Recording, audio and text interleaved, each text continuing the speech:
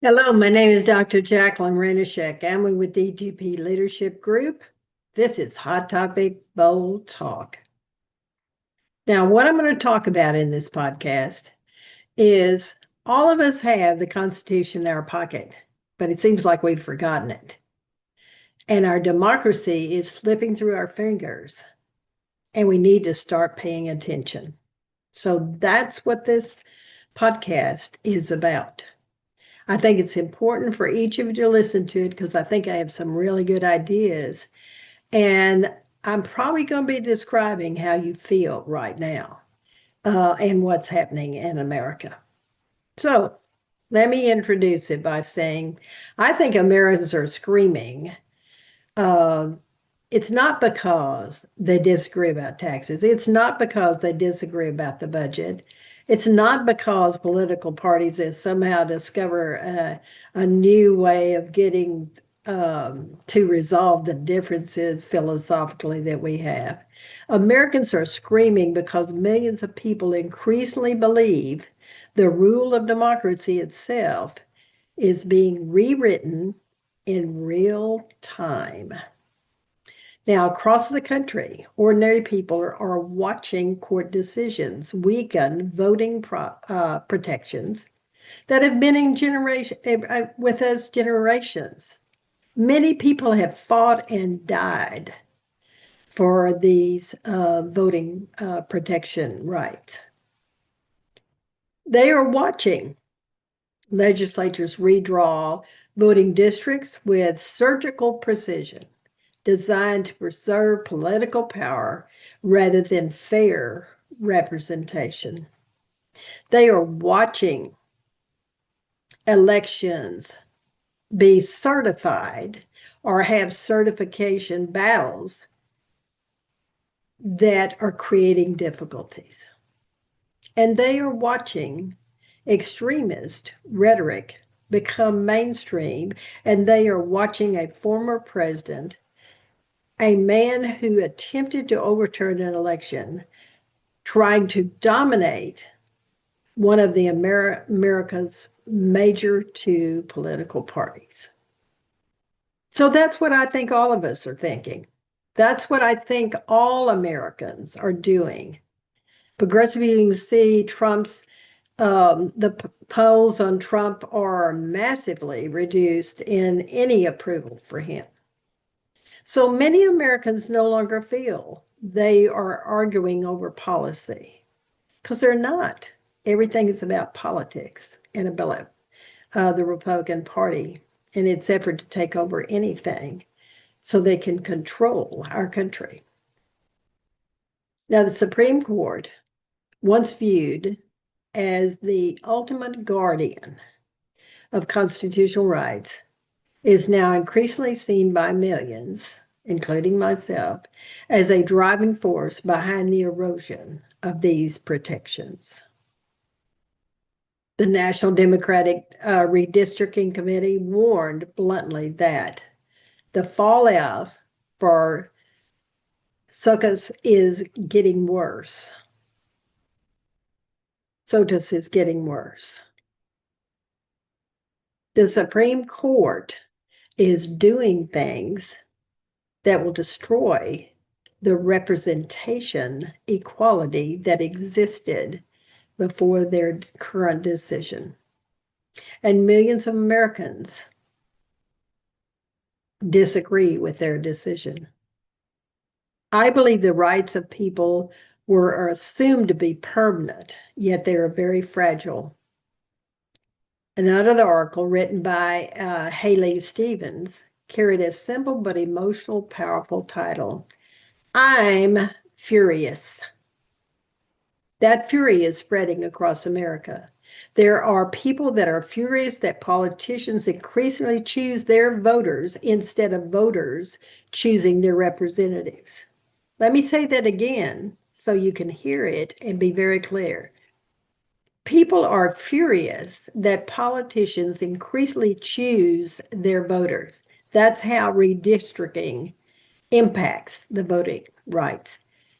Instead of choosing of voters choosing their representatives. That means that you and I vote them into office because there is fair districting, which is not happening, and it's getting worse. There are those of us that are furious about the civil rights protection, which carefully built over generations are being dismantled piece by piece. Roberts is foolish enough to think that racism is not in America. And that is not the reality. The destruction of Section 2 of the Voting Rights Act is targeting persons of color and taking away their rights of representation. I think, and I'll start saying it, each of us are furious that truth itself has become negotiable in modern politics. And perhaps the most dangerous of all, many Americans are exhausted with what's going on. Democracy depends on public trust. It depends on citizens believing that voices matter. It depends on people participating even when outcomes disappoint them. And there are moments when we can celebrate.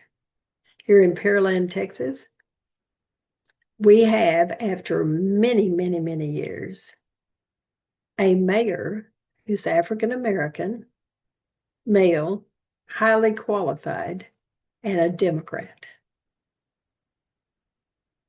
So democracy does not usually collapse overnight, and we cannot let it erode gradually.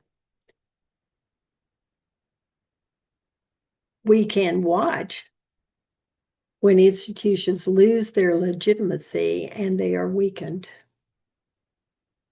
We can watch when the citizens become cynical, and we can start educating them. And that's the reason I do my podcasts. Now, they were weakened when laws are manipulated to preserve power instead of protecting fairness. They being all of us. And we are weakened when courts stop being viewed as neutral guardians and instead become preserved as political actors. That is the moment in America that we are now confronting. It is also a story about resistance. Across America, voter registration is surging. Young voters are becoming politically engaged. Citizens are organizing in town halls, protecting political locations, challenging voter suppression laws, and refusing to quietly accept democracy eroding. The Maricopa County Democratic Party in Arizona reported that voter registration numbers increased by 600% since January 1st. The extraordinary surge reveals something powerful. The louder the attacks on the democracy become, the more determined many Americans appear to defend it. This moment in American history is defined by two competing forces. One force is driven by fear and power, resentment, grievance, and authoritarian temptation. The other is driven, hopefully by you and me, by participating. We look at constitutional ideals, civic engagement, and believe that democracy is still worth fighting for. The outcome of that struggle may define the future of the United States for other generations. I never want anybody to have to live in anything that resembles Trump America. Now, let me go to the Supreme Court for a moment. You've already heard some of the cases. You know how we got here. But I do want to emphasize again, for many decades, many Americans believed the Supreme Court stood above politics. It does not today. It's been packed by Trump. The court was viewed as the institution that protected constitutional rights when political minorities became dangerous. When political minorities were not allowed to have true representation. You're going to see it again in a lot of the southern states. Now, voters can make a decision to support Democrats and refuse to support Republicans that have invested in the redistricting. Now, America is not perfect, but Americans could trust that our equality and justice would be defended. It is not being defended. There is no way that mega Republicans and Trump are going to do anything about equality or justice. So the faith in our organizations has weakened dramatically. I think what what the Supreme Court decision did recently is it no longer simply interprets law. It is reshaping our democracy itself. Perhaps no decision better symbolizes this transformation than what happened currently. The ruling effectively dismantled a central enforcement mechanism of the Voting Rights Act of 1965 by invalidating the formula determined which states required federal oversight before changing voting laws. For generations, the Voting Rights Act served as one of the most successful civil rights laws in American history. It existed because Americans' long history of racial discrimination made clear that states could not always be trusted to protect voting rights equally. And you see it. It's coming out everywhere because that's what Trump is doing. There is no equal rights that he ever thinks about. The law recognized an uncomfortable truth. Democracy does not automatically guarantee fairness. And that's what the Civil Rights Act did. Without safeguards, those in power often manipulate systems to preserve their own control. And that's what all this redistricting is about. Without safeguards, those in power can continue to try to control things. Even the critics of the Voting Rights Act are increasingly arguing that America had changed enough to no longer require aggressive federal oversight. That is not correct, and that is Roberts in his decision. One opinion that I read claims the Voting Rights Act long ago achieved its original purpose. That's what Roberts is justifying his decision on and supporting the rest of the court to do it. But that argument is totally ignoring reality. The erosion of voting rights protections did not occur in a vacuum. Almost immediately after Shelby County, numerous states implemented stricter voter ID laws, reduced early voting periods, closed polling places, purged voter rolls, and enacted policy critics argued disproportionately affected minorities and low-income communities. One of the things we'll probably see changing in Pearland is when you get to vote, because there was a real limitation, because they knew the Republicans that were in control and had the mayoral position and some of the others knew that they could prevent a lot of people from voting because Pearland is close to Houston and many people work in Houston. So they had the voting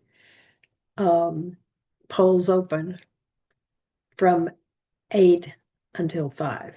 Now, finally, they had a Saturday, and that's when the Democrat won. We're going to see changes in this community. We can do it community by community. When protections weaken, please understand political actors are testing the boundaries and seeing what we will do. When oversight disappears, manipulation becomes easier.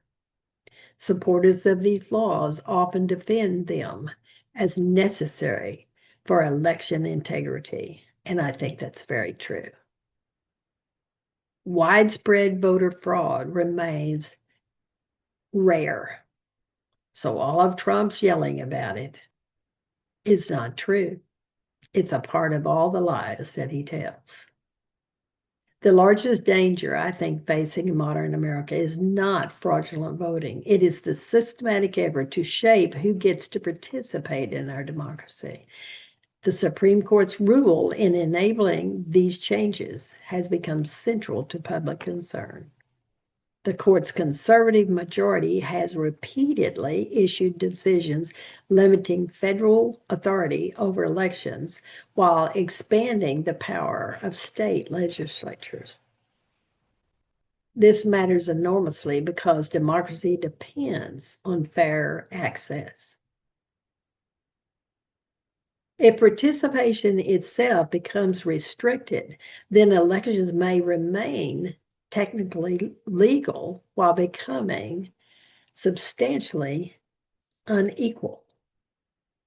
Many Americans increasingly fear precisely that outcome. So voting rights are not abstract legal concepts. They are extremely important to all of us. So let me say, what once would have sparked constitutional crisis now barely survives a single news cycle. That normalization of corruption and lies may become the most dangerous development of all, because democracy rarely collapses from one catastrophic moment. They collapse when abnormal behavior becomes ordinary.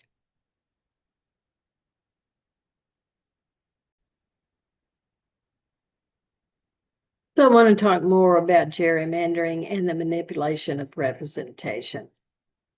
I want all of us to fully understand what that means. If voter rights determine who can participate in democracy, gerrymandering determines whose votes actually matter. Gerrymandering is one of the most sophisticated and destructive tools of democratic manipulation in modern America. The practice alone allows political parties to engineer voting districts that maximize their own power while minimizing the influence of opposing voters.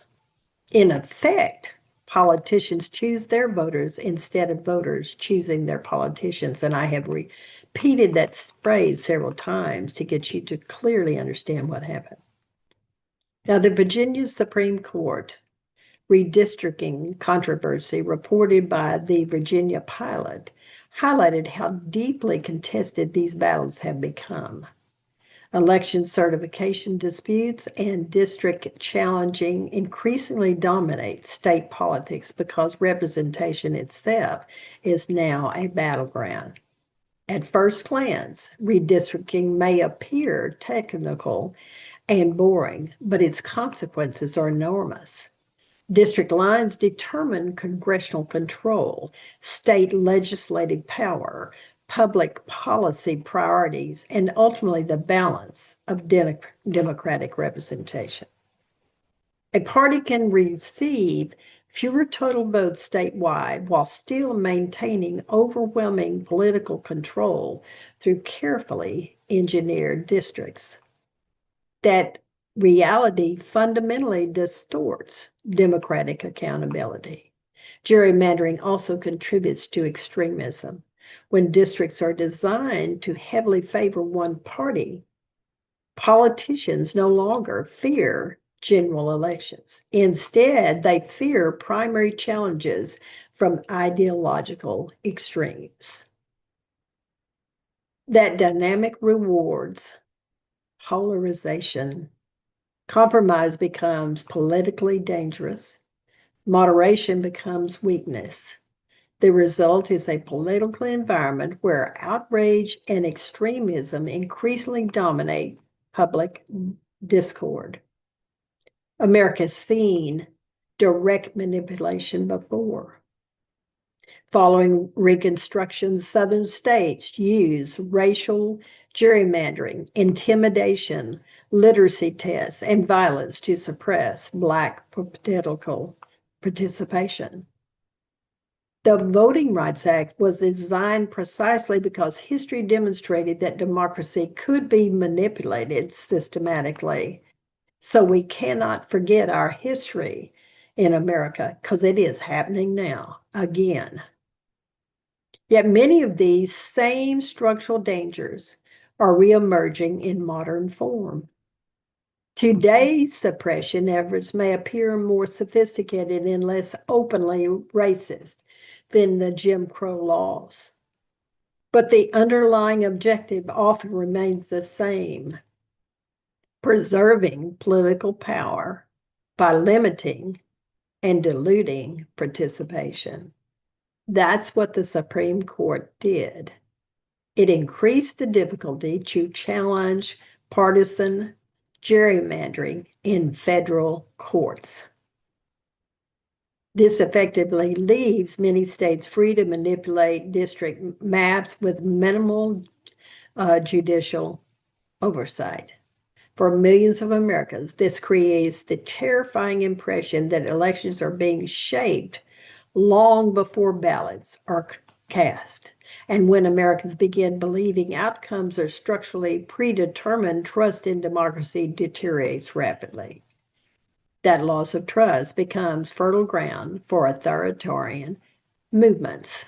That's what happened. So many people in America distrusted what was going in our country. They elected Trump. And now they have to live with him and what he's doing. They can change and they can vote Democrat and remove him from office and stop an extremist national Christian mega group in controlling our country. They do not represent all of us. They only represent their own interest. Now, the loss of trust is what is so important, because when people stop believing democracy works fairly, they become more vulnerable to leaders promising power instead of process. And that's what happened and how Trump got elected. This is why the battle over representation truly matters. Democracy cannot survive if the electoral systems themselves are manipulated to protect political elites. And that's what we have now. Fair representation is not a technical detail. It is the foundation of legitimacy.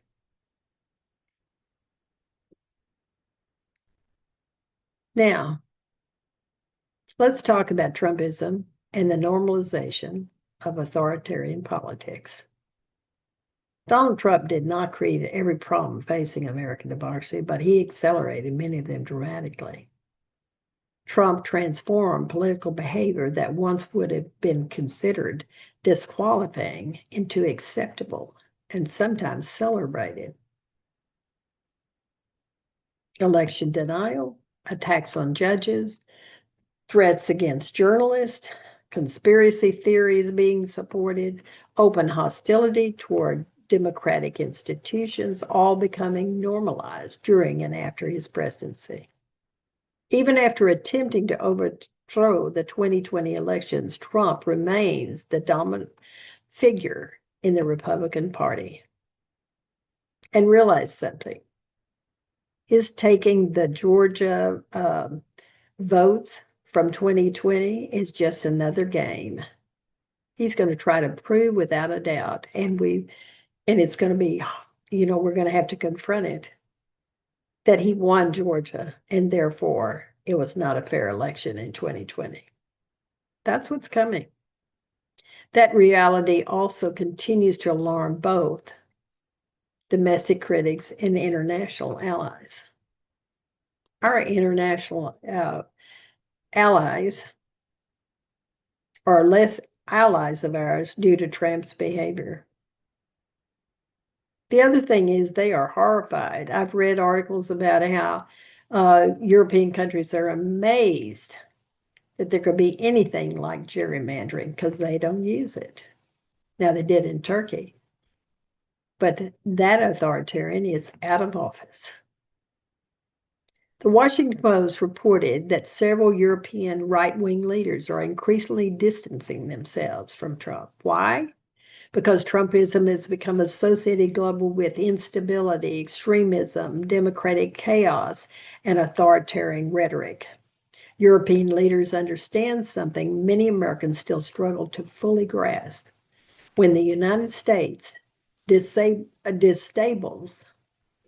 democracy internally, when we no longer have a stable democracy internally, the consequences extend far beyond its borders.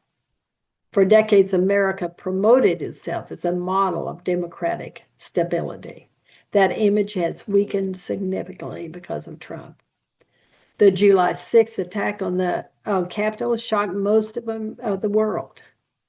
But equally alarming was the fact that millions of Americans continued to support the political movement connected to it. That support revealed how deeply polarized and vulnerable our nation has become. Trump's political power relies heavily on grievance. He framed and frames democratic institutions not as legitimate systems requiring improvement, but as enemies controlled by his foes.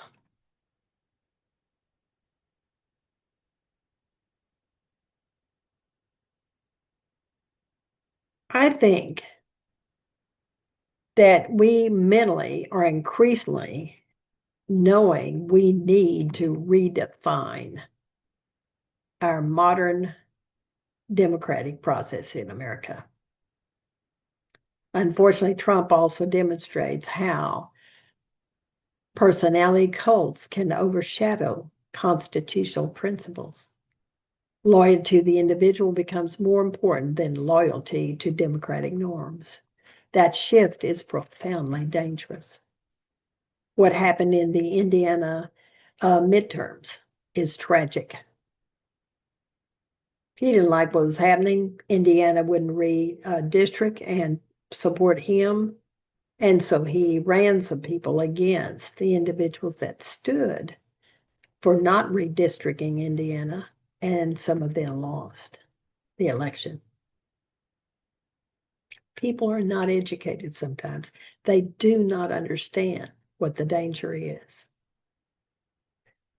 The Constitution was designed specifically to prevent power from concentrating around any single figure.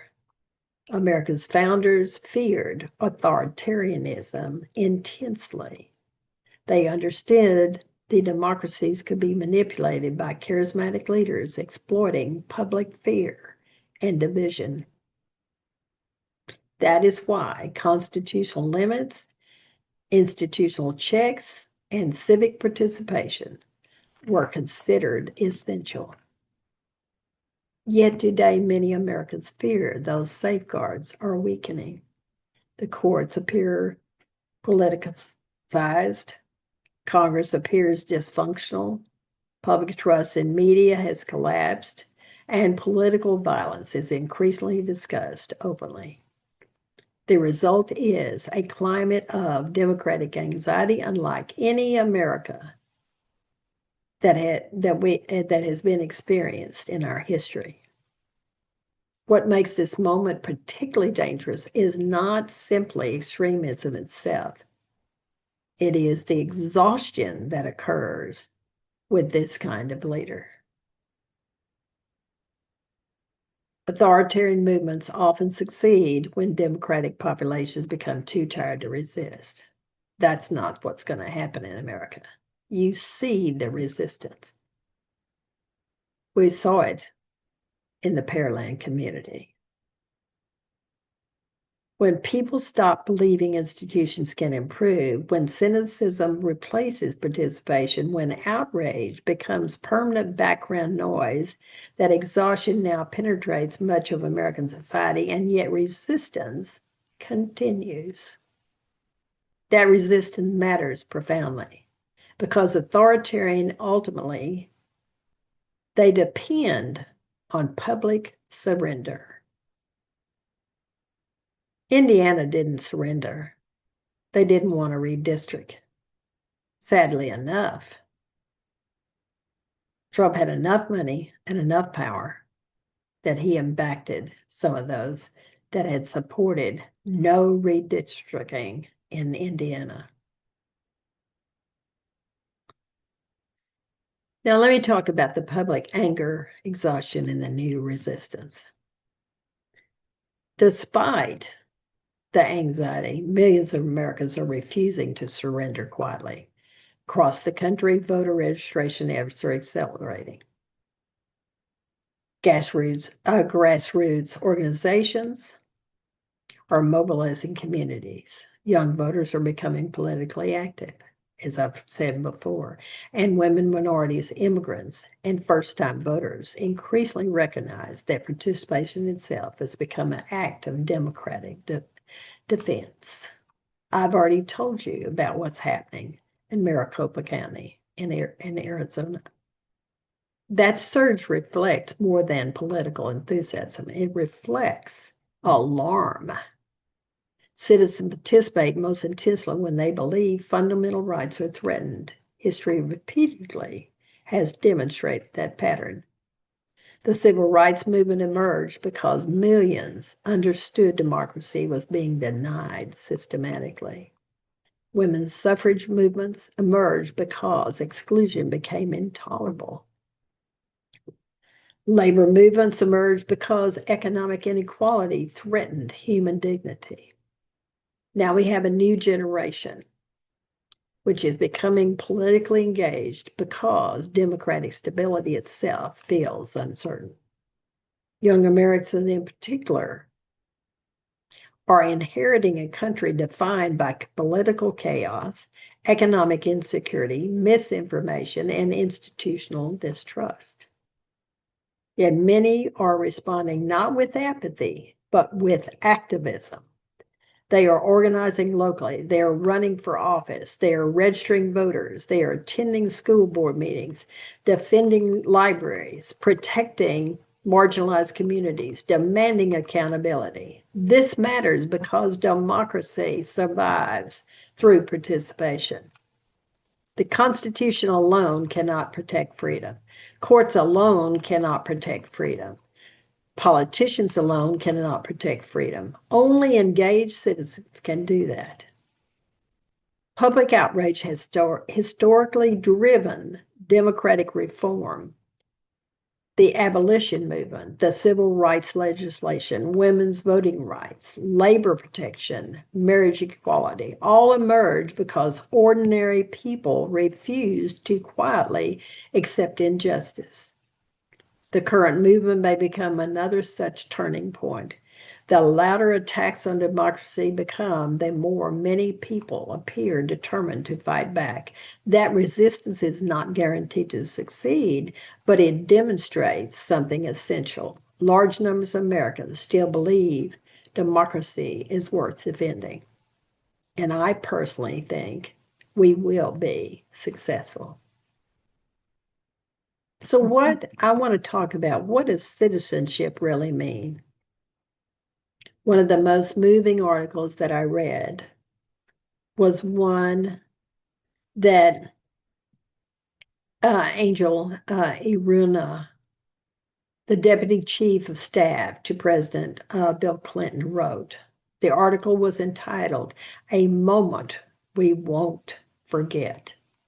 It described a naturalization ceremony when new citizens become proud Americans. At the same moment when long-term citizens express despair about democracy, immigrants continue viewing American citizenship as something profoundly valuable.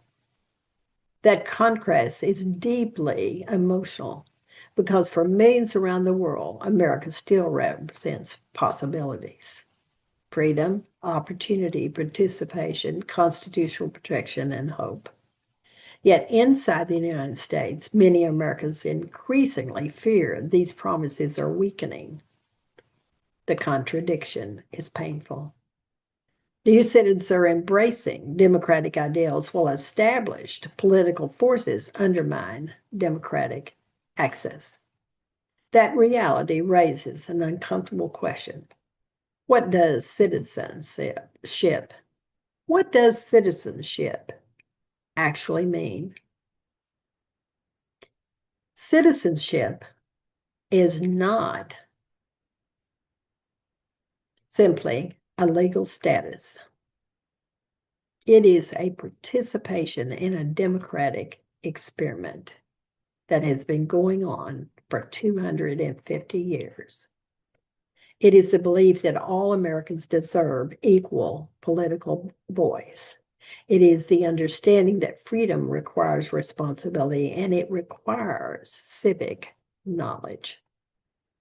The Washington Post published an article titled, "How Congress Could Put the Constitution in Every American's Pocket." Symbolizing that idea is powerful. But a constitution carried in every pocket means little if citizens no longer understand its purpose, or if it protects those that are being discriminated against. The Constitution was never designed to defend itself automatically. Its survival depends on yours and my public commitment. That means citizens must understand not only their rights, but also their responsibilities. Democracy requires effort. It requires voting. It requires learning. That's the reason, again, I'm doing these podcasts, because I'm going to read loads of articles every week and provide you the best information I can. Democracy requires us, as citizens of the United States, to participate, have critical thinking, get community engagement, and have the moral courage to stand for democratic principles. The founders understood democracy would always remain fragile. That is why they feared concentrated power. That is why they valued the checks and balances that don't exist today, because the Congress is doing nothing except to support Trump. And now the Supreme Court has done something even more disastrous. That is why it is important for you and I to have civic participation. Modern America increasingly treats democracy as something permanent and automatic. History teaches otherwise. Rights can disappear. Institutions can fail, democracies can collapse, but history also teaches something hopeful. Citizens can fight back. Movements can emerge. Reforms can happen, and a nation can renew itself. And that's what I think we're in the midst of. So I want to conclude by saying democracy survives when you and I as citizens defend it. Again, the greatest danger to democracy is not disagreement. Democracy was built for disagreement. The greatest danger is when citizens stop believing their voice matters. America is now standing at a crossroads. One path leads toward deeper polarization, democratic erosion, institutional distrust, and authoritarian temptation. The other path demands participation, accountability, civil responsibility, and constitutional renewal. The Supreme Court decisions regarding voting rights and representation have accelerated public fear about democratic decline. Gerrymandering continues to distort and will distort representation. Gerrymandering can be defeated when large groups of citizens say, "I am not supporting gerrymandering," so Trump can stay in office. And mega Republicans who do not represent but a few of us are in power at this moment in time. So we have to face something. Election denial continues poisoning public trust. Political extremism continues reshaping national discord. And Donald Trump's continued dominance reveals how vulnerable democratic institutions have become. Yet the story is not over. Across America, citizens are fighting. They are registering voters. They're running for office, as I said, attending protests, defending libraries. They're doing all of those things I've already said. And they are demanding accountability, and they're refusing to be quiet because democracy does not disappear. Yes, it can erode piece at a time until citizens like you and me and all of the millions in America that no longer support Trump and his mega Republicans start fighting and continue to do so. The defending of the Constitution of the United States depends on you and me to be responsible and stand firmly behind it. And I believe history will remember whether Americans defended democracy when it mattered most. The future of the United States may ultimately depend less on politicians and more on whether ordinary citizens like you and me refuse to be silent and express our votes like happened in Pearland, Texas recently. Because democracy survives only when people decide it is still worth saving. The Republican Party has controlled Pearland for many years. It didn't control Pearland. They voted in a Democratic African-American male who's very qualified to hold the position of mayor. All kinds of things can happen in our country. Thank you for listening, and stand firm in the belief that democracy is extremely important to defend.